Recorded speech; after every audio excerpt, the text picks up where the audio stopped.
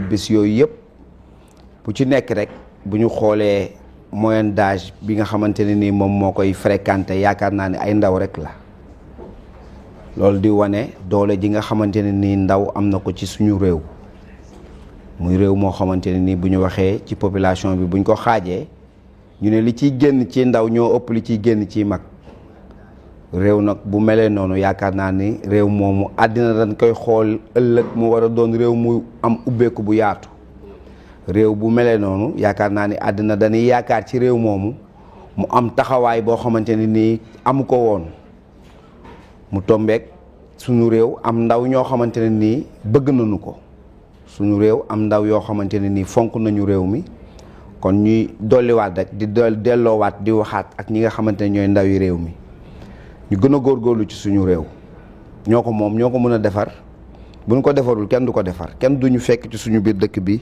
di ñu ko defaral ñoo mën a booloo ñoo mën a bokk ndey ak baay ñoo mën a ànd xool lépp loo xamante ne nii rek mën nañ koo def ngir suñu réew jëm kanam mu jëm ci wàllu liggéey ñu gën a góorgóorlu ci suñuy liggéey ñu gën a bàyyi xel li nga xamante ne ni moom moo ñu war parce que kenn ku nekk ci ñun ci ndaw ñi am nga responsabilité moo xam nga nangu ko moo xam nga bañ koo nangu moo xam nga xam ko moo xam nga bañ koo xam kenn ku nekk ci ñun am na lu la war ndax kenn ku nekk ci ñun tu es appelé à devenir un père de famille kenn ku nekk ci ñun tu es appelé à devenir quelqu'un koo xamante ne day gérer te ku war a gérer ëllëg nag yaakaar naa ni war na am doxalin war na am taxawaay war na am noo xamante ne ni noonu lay dundee ci ndawam ngir bu jëmee mag loolu yaakaar naa ne ndawam mën koo xettali ci buy jëm mag nañu gën a góorgóorlu nañu gën a booloo nañu gën a bokk ndey ak baay gën a wax ak ñi nga xamante ne ñoo ñu jiite ñu gën a dolli yërmande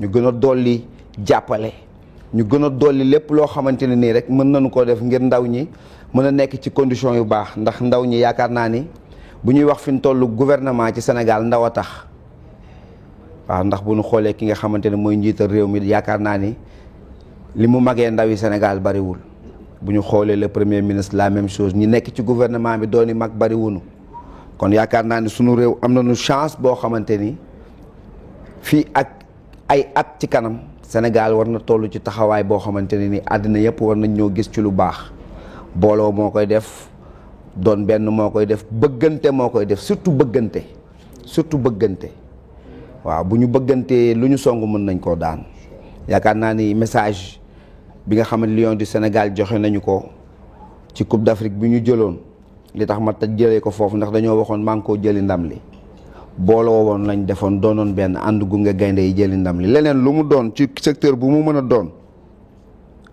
bu ñu boolowee doon benn rek am ci ndam kon yàlla na yàlla def jàmm ci réew mi defal ko waa réew mi defal ko njiitu réew mi ak gouvernement bi nga xamante ne nii moom la àndal defal ko kilifa diine yi ndax Sénégal moom bu nu ko waxee politique la ak religion ñoo yor réew mi diine la ak politique te bu politique bi amee nu mu mel sax léeg-léeg diine ji yëngu ci am taxawaay boo xamante ne am nañ ko ci ngir bëggaat réew mi gën a jëm kanam kon yàlla na yàlla yàggal taxawaay bi ci kilifa diine yi ak kilifa aada yëpp macha allah mu doon lu am solo Babacar te yaakaar naa ni loolu la ñu tijjee waxtaan wi waaye it ñuy waxtaan ci tàggat yaram muy loo xamante ne ni yaakaar naa ne dafa àdduna tàggat yaram a ngi ci biiram.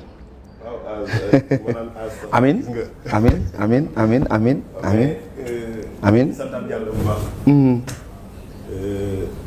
di bëgg ci retrouver le sur le plateau parce que comme je dis rek fii moom c'est l'institution de la lutte waaw nga xam ni lu fi ñëw rek am nga lu la fi teg te lu la fi teg mooy maanaam jàngat ci lu xam ni mooy suñu sport national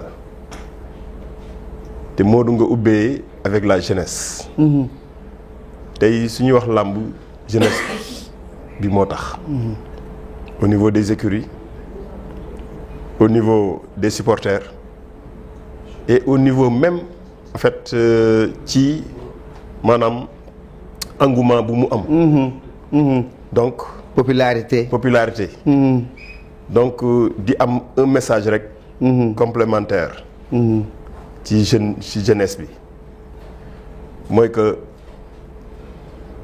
déviance yi dafa bëri surtout ci wàllu drogue. bëri na tentation yi bëri na.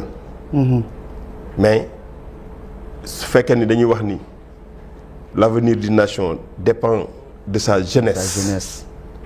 Il nous faut ñun su fekkee ni on est des patriotes. maanaam bëgg nañ suñu réew. on est de véritables citoyens. dañu war a am garder notre corps sain. et avoir un esprit sain. Un esprit sain. donc loolu suñ ko amee je pense que dina mën a nekk un point positif. pour le développement de notre pays.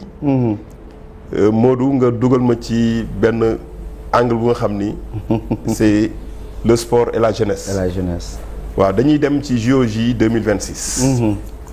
JOJ 2026 Sénégal la ville de Dakar. maanaam les fédérations internationales ñoom ñëpp dañu am lu ñu bëgg gis à Dakar. À Dakar waaw. waaw muy engouement. waaw. d'abord muy maanaam benn émulation sur la pratique sportive. donc yooyu yëpp nag su fekkee ni day am il faut une mobilisation. mooy mobilisation bi ngay wax. il faut mu am benn professionnalisme au niveau des fédérations. et il faut mu am benn waajtaay bu nga xam ni vraiment day nekk c'est-à-dire à tous les niveaux. c'est pas rek au niveau central de l'État. De l'État waaw. nekkul rek aussi au niveau des fédérations. mais il y a un marketing social bu nga xam ni tey au niveau même des salles de sport c'est-à-dire tey information bi war na fa dugg. pour nit ñi xam ni c'est-à-dire on a quelque chose à gagner. Bien sûr. Gagner le défi de l'organisation. L'organisation. mais gagner aussi le défi de la participation. donc moo loolu la amoon bi ñuy macha allah bi ñuy wax ci biir. am na solo. donc di sant yàlla. am na solo mais dafa mel ni aussi rencontre am na CNG ak ministère des sports. ak fi nga xamante ni mooy direction wu bi yor wàllu activité physique yu ministère des sports. effectivement mu mel ni rencontre amoon na ci vers le CNG vers une fédération vers la fédération de lutte. yaakaar naa ni loolu dañ ciy ñëw léegi Bourguewel loolu laa la nuyu waale après Babacar dina ci àddu waale. jërëjëf Mamadou Mbaye ñoo ngi lay nuyu bu baax. may nuyu rek ak di ziar sama mag gi tey weeti na mu wax dëgg. Alaaji Bekaay weetal na ñun ñëpp ñu ngi koy siyaare la France. mais mi ngi noppalu dafa noppalu ji. waaw mais baax na ci nee naa ko des fois grand nga làq sa bopp. jël vacances waaw li nga jot a def bari na fi nga jot a jaar bari na. donc dañuy koy ñaanal yàlla repos bu neex. ana kii Fadam. Sàppali mu ngi ñëw. mi ngi ñëw dafa amoon quelques contraintes rek. ok mais incha allah mu ngi ñëw am nañ ci yaakaar ci kanam tuuti. di nuyu Hadj Babacar sunu seexu màgg. di sunu xarit moom itamit. Baye Balla boobu coach ñoo ngi koy nuyu baax a baax. ñu kii de Baba ak toute l'équipe technique dirigée par Pape Modou Mbaye. xam nga Mamadou débat boobu dafay débat bu très intéressant. boo xoolee keroog bi ñuy jeexal suñu émission. am na lu jotoon a dugg fii. mu nekkoon waxtaan bu commencé woon am intensité. dama wax ni bañuñu aller vers une fédération. man bañu ma ko parce que loo xam ni ça fait des années ñu ngi am mébét bi. mais sama problème. mooy est-ce que mécanisme yëpp daje na pour aller vers une fédération. ndax léeg-léeg nga déglu ñu la fédération ñu lay jëm léeg nga déglu ñu la semi fédération lañ jëm. suñu mënee leen fédération mooy li gën parce que bu boobaa dinañu gën a mieux professionnalisme la lutte dinañu gën a mieux protéger mais l'inconvénient avec une fédération bu ma juumalu. mooy bu boobaa c'est la fédération qui organise sama xalaat. est-ce que tey. cette fédération c'est la fédération qui organise les combats de lutte. normalement avec frappe muy benn. normalement. ñaareel bi est-ce que am nañu ay ligues régionales wala dañuy dem sur la base des écuries wala des écoles de lutte. pour mën a sukkandiku ci ñoom parce que boobaa ay ligues régionales dafay am muy ñaar. donc est-ce que duñ ko def benn affaire entre guillemets boo xam ni. bàyyi woon fi CNG bi sax daf koy gën. xëy na l'inconvénient mooy que le président Malick a été élu pour 1 an. xëy na 1 an yi jeex na mais man jàpp ma ni dañu war a rek bon ñun ñoo ko waxoon dañ fiy teg le président Malick pour 1 an après nous allons vers une fédération bu ñu dellu ci soir. le ministre Matar Ba avait proposé ça. waaw ba organiser woon fii benn forum la boo xam ne c'était pour la lutte arène nationale mais lan moo tax état après ça bu ko jàppee bàyyiwaat ko pour man li war a daje lépp pour que ñu dem vers une fédération loolu moo fi nekkagul bu fekkee ne nekk gu fi pourquoi s'en profiter wala pourquoi vouloir se profiter pour aller coûte que coûte rek pour uniquement pour honorer la voix de l'autorité mooy waxoon nañ ko la parole nañ ko def bien sûr donc pour man boobaa bien sûr erreur bu rëy lay doon parce que làmb li promoteurs yi def boo ko dee xool par an coût ay milliards la ok tey notre ministère des sports rek li mu am ci budget li promoteurs yi def ci làmb boo ko boole xaw na ko jege est-ce que bu boobaa mbër yu fay ko 100 millions 200 millions 300 millions est-ce que bu boobaa ministère bi war na mën a jël li ëpp ci son budget bàyyi football basket handball escrime nanga ma ak organisation lamb li mu laaj ak organisation lamb li mu laaj ba tey danga demande foofu sax tijjil nga ma fa benn parenthèse boo xam dinaa koy laaj dinaa question dina ma permettre na ma mën a poser Babacar question mais Baye Balla dégg nga waxtaan wi fédération rencontre ministère rencontré nañ CNG pour une fédération et loolu moo nekkoon kàddu gi bi ñu fi samp fekk CNG bi fi nekk bismillah waaw jërëjëf sañse bi rafet na jërëjëf Mamadou merci beaucoup encore une fois maa ngi lay jaajëfal sañse bi nag Baye Ndiaye moom ma sañseel rafet na trop macha allah Baye Ndiaye taxaw tuuti ma xool la ma jug taxaw waaw jugal taxaw tuuti moo jugal taxaw waaw taxawal bu baax kon ni baax na pourtant dama ko relaxé rek macha allah toog grand boubou bi dama ko bàyyi kër ga c'est très joli dafa ànd ak grand boubou mais maa ngi lay nuyu bu baax vraiment di nuyu plateau bi yëpp Babacar di nuyu As Bekaay xorom ci cin mon ami suma nijaay maa ngi koy nuyu bu baax a baax di la char et puis di la féliciter occasion la quoi franchement pour ma wax ko fii ci plateau Pencum Lamb parce que Pencum Lamb yàlla dafa dogal ni c'est suivi partout foo dem dañ koy seetaan donc dama lay féliciter di la ñaanal yàlla suñu borom mi dara teewul yàlla lafal la cat amiin parce que Bécaye sama baay rek doyul de waaw doon doomu diw doon diwu ko gën ku la laal niin koo laal mu niin waaw Bécaye mën nga koo doon ci jikko jéeg lépp mais dignité ak fulla ak fayda maanaam loolu nit ki moo koy sàkkul boppam franchement keroog ci professionnalisme bi nga def ak li nga wan sénégalais yi ñu am mbégte loolu vraiment geste la boo xamante ni dañ la ci war a saluer bu baax a baax ñu ngi lay ñaanal daal ci barke yonent bi yàlla lafal la cat et puis di ko ñaanal aussi ñaari champion yi nga xamante ni ñoom ñoo daje woon foofu ci face to face bi ba le 22 incha allah que le meilleur gagne mais Modou ñu ngi waxtaane lu am solo aller vers une fédération mais pour man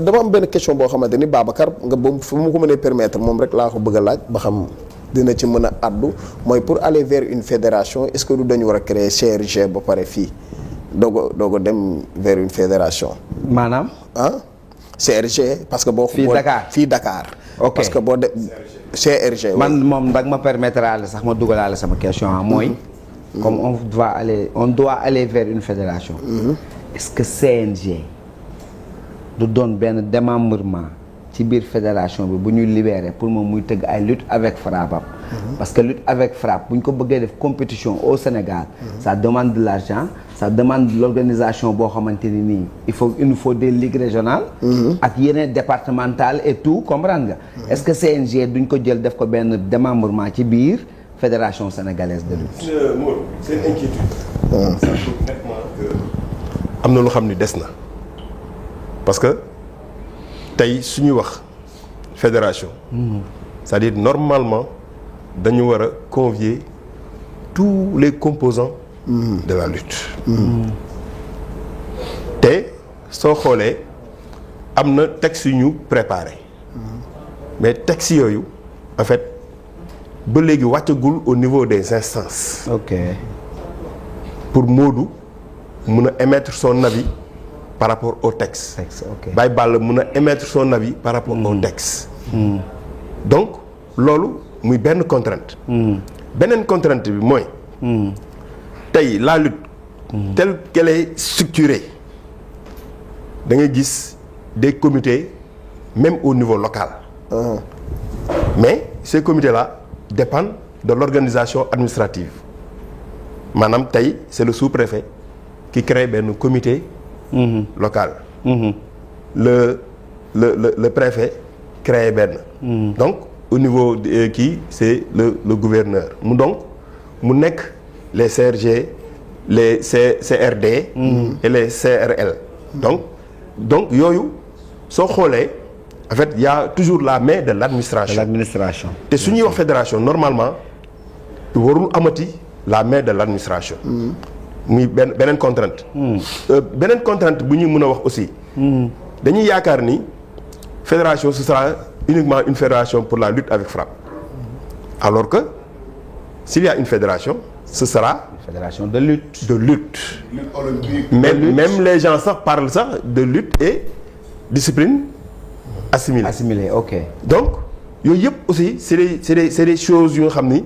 war nañ ko stabiliser xool et au niveau des promoteurs mais soo demee avec en lutte simple il y a des associations villageoises waaw qui organisent waaw ñooñu quels seront leur rôle donc mu nekkat ay yeneen kii de réflexion et également Modou au niveau des organisations associatives lu mel ni da ngay jël tey soo doon citer les régions de lutte da ngay citer Kaolack citer Fatick citer Thiès Diourbel citer Dakar citer Diourbel ñooñu moom c'est des régions de lutte mais va à Fatick tu peux pas compter 5 associations de lutte est-ce que ce sera une fédération pour Dakar donc il y a tous ces paramètres donc yooyu il faut que les gens en discutent il faut vraiment que les instances maanaam aient la possession de ce qui est déjà en fait mis sur papier ñu toog les promoteurs toog les lutteurs toog les managers toog les entraîneurs toog les officiels toog nga xam ni tey su fekkee ni dañu bëgg démocratiser une fédération vraiment ñooñu ñëpp ils auront leur rôle et leur représentativité donc c'est vrai aller vers une fédération nekkul lu xam ni les gens dañ koy refuser mais qui veut qu'on aille vers une fédération est-ce que c'est les composantes loolu tam c'est une question parce que tey mën nañ def fii rek benn vérification soo xoolee gars yi ils te disent non waruñu dem fédération mais comme Sénégal dafa reconnaître ñaari structure une fédération et des comités ñun on est comité on dépend de l'État soo xoolee bërki dem le ministre la ministre jëm na Masset recevoir na les nouvelles fédérations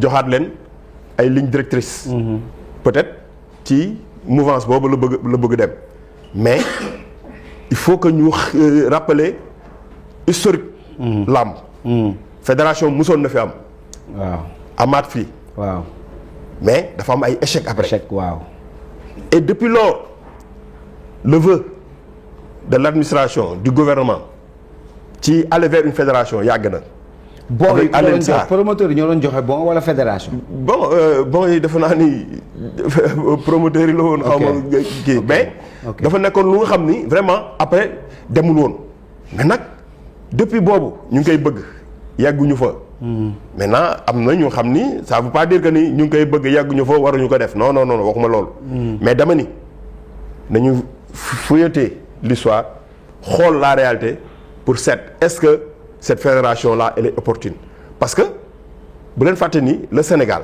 à travers le monde son modèle là vraiment mu ngi créer ay émulation parce que ñun on s'organise ba nga xam ni de telle façon de telle sorte que en lutte simple comme en lutte frappe on remplisse des stades alors que pour la lutte remplissent des stades au niveau d'autres pays ça pose problème donc je pense que ni on ne refute pas d'aller vers une fédération mais il faut nécessairement des conclaves il faut nécessairement du temps pour aller vers une fédération. Il faut nécessairement du temps pour aller vers une fédération et man je suis parfaitement d'accord ak moom Baye Balla daam loo ci bëgg a àddu. waaw bon mooy li mu wax rek fédération man gëw ma ci làmb actuellement nii fédération gëw ma ni dina yomb ñu organiser ko fii fédération aller vers une fédération.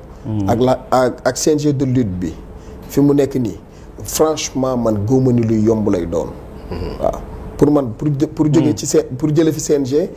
aller vers une fédération ci fédération. waaw parce que loolu waxtaan bu yaatoo la laaj. xam nga li ci Babacar wax dafa am solo xam paramètre li ci nekk dafa bari.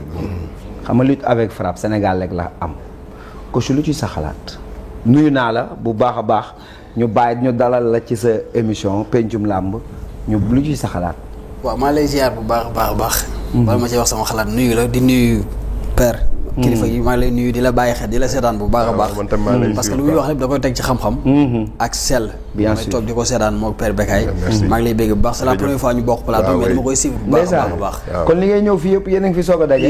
ndeysaan mais man dama lay suivre dama koy suivre bu baax. du ma raté parce que lépp lu muy wax da koy teg ci xam-xam parce que dañuy bëgg parfois nit buy wax mu waxee ak xam-xam pour ñu koy seetaan am luñ ci jëlee maa ngi lay bëggee bu baax di kontaan bu baax boo ko yow di bëggee grand Baye Balla ak buur maa ngi koy gërëm bu baax moom it di ko nuyu moom it dama koy suivre ma chaque jour ma wax ko mu nekk nga xam ne ku pertinent la parfois nit ñi dañuy jaawle ku pertinent ak nga xam ne day wax lu ko neex dama koy waxaat chaque fois rek lu muy wax dañ ci jël njëriñ dañu xool nit ki lu muy wax rek intéressé na ko wala intéressé wu njëriñ bi laa ci xool man parce que day wax njëriñ Mour yow tam ñu ngi lay félicité maa ngi la koy wax sànq nee naa la yow lu nga def geste bu nit ñi di wax man waxuma ko man xam la laay wax fu nga yóbbu làmb dafa nit ñi bàyyi xel dëgg la parce que yaa ngi def ay plateau yu spécial yoo xam ni amul woon ci làmb parce que làmb dañ doon wax dañuy xeex wala nit ñi dañuy kii yow yàlla ni indi ci beneen monde te ñu ngi installé ci monde boobu continuer noonu yàlla baax na insha allah donc damay dugg ci li père wax rek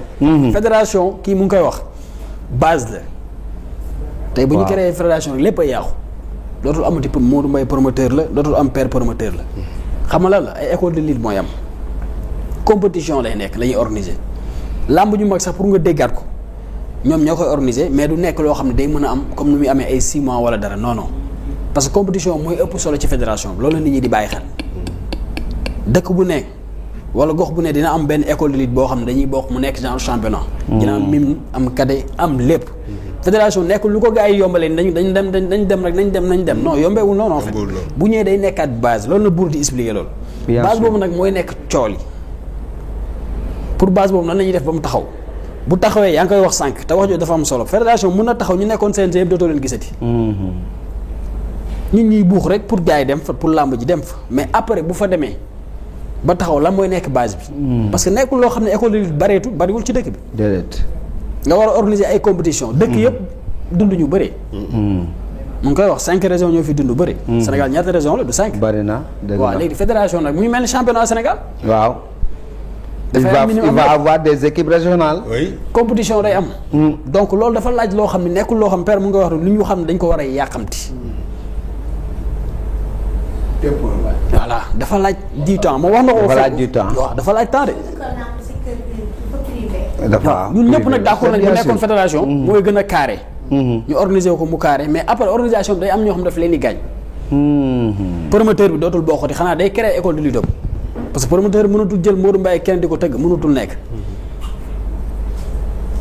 tey xam mënoo fi génn di créer sa championnat génnal créer championnat mënul nekk ok fédération mooy def lépp léegi nag loolu dafay laaj beneen dañuy jógee ci A dem ci B waaw léegi nag loolu dafay laaj waxtaan man père dama ko doon laaj ba xam ñoom ñoo xam dañoo nekk CNG est-ce que am na ci ñoo xam ne ñu ngi conscient ci loolu ba pare man loolu laa doon laaj loolu moo nekkoon sama question man waaw en fait xam nga il faut que su fekkee ne dafa bokk ci mission yi rek normalement dañ ci war a conscient parce que soo xoolee c'est au niveau du comité ñu xam ni qui sont dans l'arrêté la ñu convoqué woon sax ça veut dire que même su fekkee ni ci biir am na ñu xam ni ils sont conscients xam na ni la faisabilité n'est pas du tic au tac xam nga mais ñu ngi ciy émettre ay réflexion donc réflexion bi moom il faut mu am mais comme je dis rek c'est-à-dire kan moo bëgg aller vers une fédération kan parce que c'est une question très importante. c'est le ministère. Voilà c'est le ministère. le ministère rek ñun. on est un démembrement de l'État xam nga. lu mu bëgg. dañ ciy nekk. mais aussi am aussi devoir wax ko la réalité. am devoir wax ko la réalité mu nekk lu am solo parce que ba tey ci affaire fédération bi pour ko conclure dugg ci làmb ji fédération mënul yaakaar naa ne bu fédération amee sax mën na bañ a indi problème ci affaire de promoteur yi mën nañ bañ a am problème bu organisation amee gis nga bu fédération amee il va falloir ñu xam yan forme de lutte la ñuy def en compétition parce que lutte avec frappe du compétition déedéet amul fenn ci àdduna fu ñu koy defee compétition. Je pense que bu ñuy def compétition. dañuy def am na compétition parce que déjà. waaw attends ma expliquer. Il y a le titre de roi des arènes. D'accord compétition au Sénégal. ici au Sénégal mais dama ni maanaam bu ñuy def fédération di def ay compétition forme de lutte yi nga xam ne Sénégal dinañ génn dem bitim réew def ko compétition comme ni ay compétition internationale day amee yi ñuy fay xeexi forme de lutte yooyu la ñuy def compétition au Sénégal léegi loolu du empêcher benn yoon lamb lutte avec frappe di dox promoteur di exister non ça dépend. si non mënu ko yàq. si voilà ça dépend ci forme bi lay tegal en fait. c'est-à-dire lutte avec frappe nga dul boole ci doxalinu fédération bi que day doon compétition. mun naa la expliquer lii léegi. c'est-à-dire gis nga. Modou mooy lu mu la wax bien sûr. Modou mooy lu mu la wax rek xam nga li ngay émettre avis bi ngay émettre c'est-à-dire ce serait intéressant par exemple ci biir instance nit ñi ku nekk def.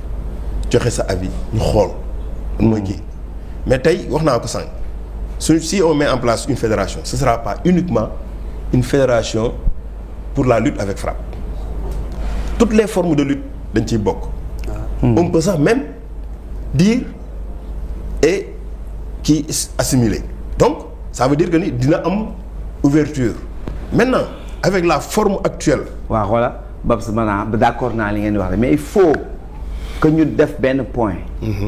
que tey jii gis nga bu ñu nee fédération sénégalaise de basket. benn façon basket a am ci àdduna.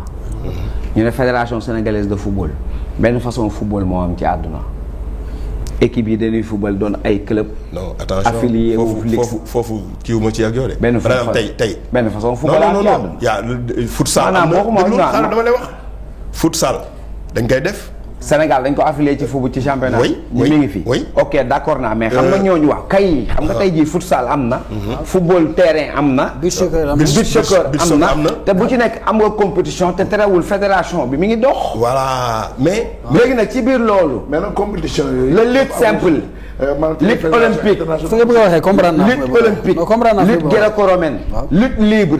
mooy compétition yi nga xam moom la ñu war a jël région yi région bu nekk am club bu ñu permettre ñu ay xale ñëw def loolu mais lutte avec frappe day doon démembrement ci biir fédération de lutte promoteur di exister amateur di exister manager di exister lamb di dox. c'est bien possible. c'est-à-dire du ci fédération. bien sûr bien sûr. du problème mu compétition. comme ci fédération du problème waaw ban discipline. man si tu comprends. ok du problème mu discipline sportive bi c'est-à-dire forme de lutte bi du problème boobu du problème aussi organiser des compétitions. ok lan mooy problème bi. xam nga lan mooy problème bi tey le lutteur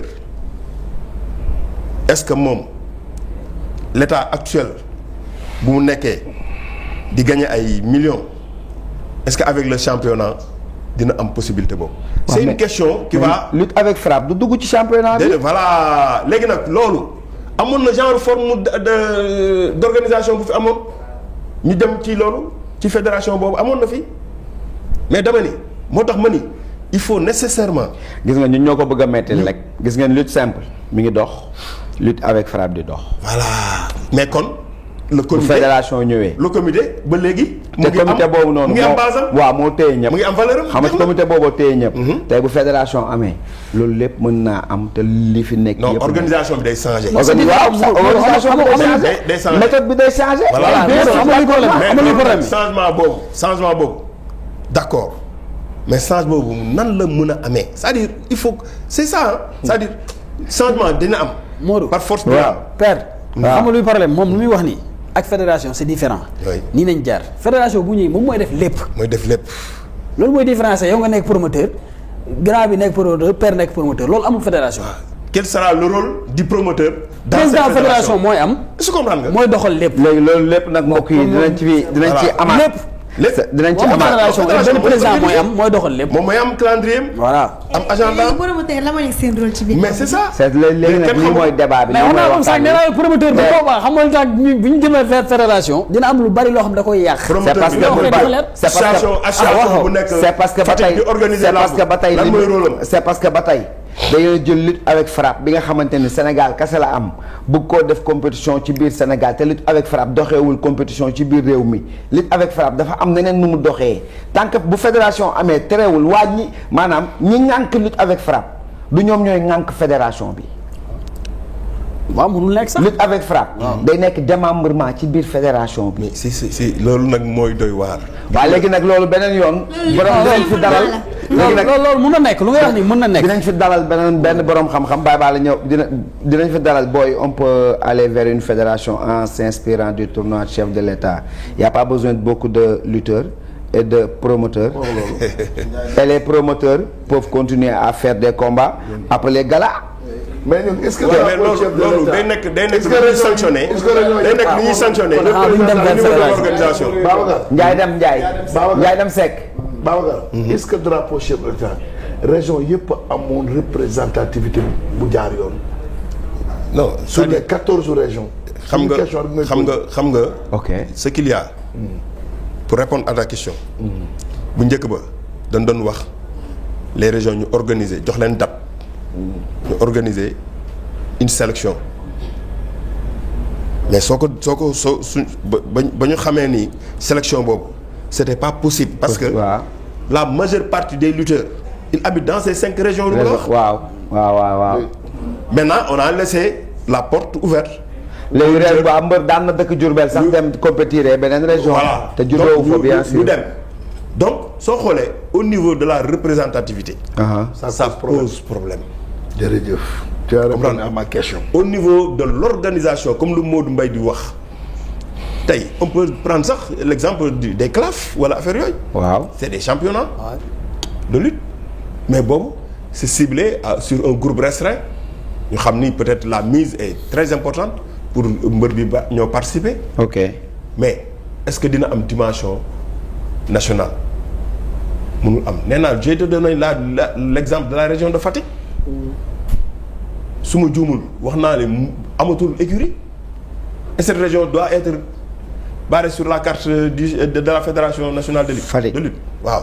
ressortissant de Fatick. waaw non boobu Dakar la nekk. ok ressortissant de oui Fatick. donc mu ngi noonu. donc daal il faut que le débat se pose c'est vrai le ministère lu mu def yoon la woo les acteurs wax leen xool fan lañu toll waxtaan bi juddu na. waaye waxtaan dafa war a continuer. waaye fédération bi proposition la woon wala pour waxtaan la woon. non fédération ñun moom on va aller vers une fédération fi ñu toll ñu ngi ci waxtaan wi teg nañ maanaam bu ma la doon wax ni tabax la teg nañ première pierre bi. non jël nañ terrain. jël nañ terrain. waaye ñu ngi waaj a teg première pierre bi. waaye lu tax dafa yóbbante fii benn message. xaar ma ñu bool loolu du luñ koy wax ci du lu ñuy waxee nii. que loolu du lu ñuy wax nii ci lii di dañ ciy jël temps spécial. loolu dañ ciy jël temps dañ ci jël temps. mais léegi yéen fédération sénégalaise de football mi ngi dox. nawetaan a ngi am.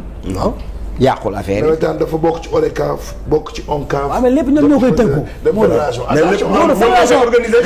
c'est la structure. waaw fédération fépp la Amadou Kane moom moo yor na bokk ak ODCAV. gis nga tey mais dafa bëri ay acteurs. Modou il faut nga xam Modou dafa bëri ay acteurs yoo xam ni. Amadou Kane moo yor ONCAV depuis bi créé ONCAV ba tey. ONCAV bi fi tey Modou xam nga lan nga war a comprendre. vas-y waaw xam nga lan la war a comprendre. que ni tey mooy lu nga wax rek gis nga fédération su amee moom c'est la fédération qui fait tout. mën na demee nag lépp ñoo koy def. ñoom ñoo koy def. ñooy def lépp maintenant xoolal tey ñan ñooy organiser làmb si c'est pas les promoteurs c'est des associations villageoises. fédération bi moom xam naa ne je serai le premier à postuler. donc tey pour ñu voter ma. tey waaw fédération de lutte bi. tey je suis le premier à pousser pour ñu voter ma. pourquoi dama ko mën naa koo gérer. tey yooyu yëpp fédération dina am sax comme ñoom wàllu bu ñu féetee. wàllu ba pour la com. non man passé naa com. non dama lay wax rek. maa ngi ci comité directeur. donc non d'accord yow c'est normal Modou Mbaye tey ak fu nga toll ci làmb. xam nga mu am benn comité directeur nga war a bokk.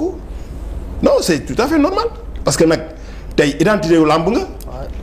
xam nga mais lu mu la wax dafa am solo su fekkee ni c'est les écuries qui vont élire le bureau. wala ñoo ñooy élire le comité directeur. mais tu en feras pas partie. xanaa nga dem écurie Grand Dakar. En tout cas daal waxtaan bi on peut aller vers une fédération te du yàq ci lutte avec frappe. dara mën naa ne. non mbokk yi mais comment. waaw kay léegi nag noonu. xam nga nu mu koy yàqee. waa léegi xam nga nu mu koy yàqee. Modou xam nga nu mu koy yàqee. présentement nii. xam nga nu mu koy yàqee. waaw tey exemple yow tournoi bu nga wax mën naa am. mën na leen tëggal. day yàq mën na leen utal benn tournoi boo xam ne damay joxe exemple Modou pour mu gën a yomb rek. après nga ñëw ci tey benn Balla Gaye ak benn Modou Lo bu nga doon fay 100 millions pour benn lamb. fédération du def loolu. fédération mu war a fay 100 millions da koy def mu organiser ko tournoi école de lutte ñëpp bëree. championnat bi ñëpp participer moo gën mu fay ko benn nit. ok du ko def. ok kon macha allah mbokk yi dégg ngeen débat boobu moo nekkoon li nga xamante ne doon nañ ko waxtaan ci lu jëm ci mbiri fédération bi dinañu ñëwaat incha allah beneen yoon boo xamante ne nii dinañu fi dalal ñoo xamante ne macha allah seen xam-xam gën naa màcc ci li ñuy waxtaanee ñu gën ñu cee indil ay leeral maanaam Babacar ak seen kuréel dinañ fi indiwaat ñeneen ñoo xamante ne dinañ ñëw toog ñu gën a waxtaan fi mu ne nag dañuy jëm nag ci waxtaan.